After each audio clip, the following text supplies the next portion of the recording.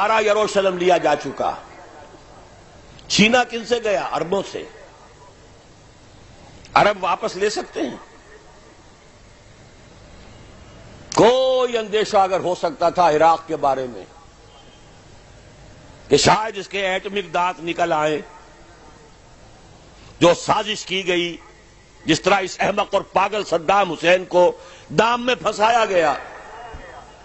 Saddam 100 جال، دام کہتے ہیں جال کو، 100 اس میں جو پھنسا ہے تو اگلا پچھلا کھایا پیا سب اگلوا لیا. اور ہے ہی کون؟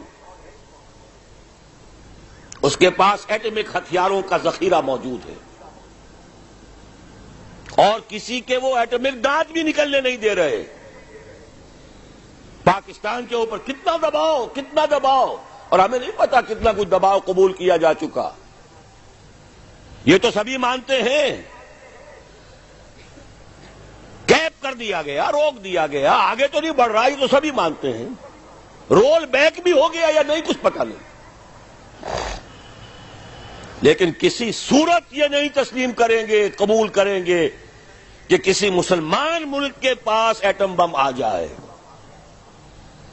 یہودیوں کے پاس ذخیرہ موجود، سب جانتے ہیں. بہرحال یہ جان لیجئے اس علاقے سے امید ہوتی ہے.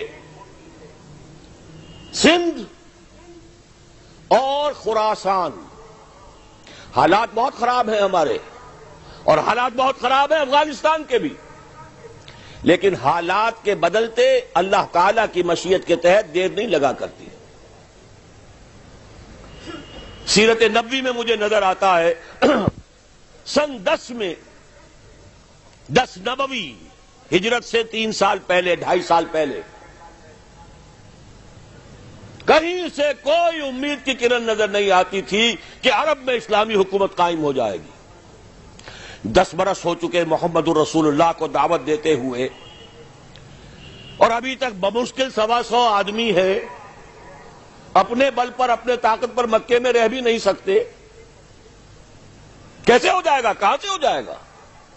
میں آج پوچھتا ہوں، کوئی شخص بتائے کہیں سے کوئی امید کی کرن اس وقت نظر آتی ہے؟ اس ماحول میں لے جائیے. اگلے 3 سال میں کیا ہو گیا؟ پہلے سال 6، اگلے سال 12، اس سے اگلے سال 72، اور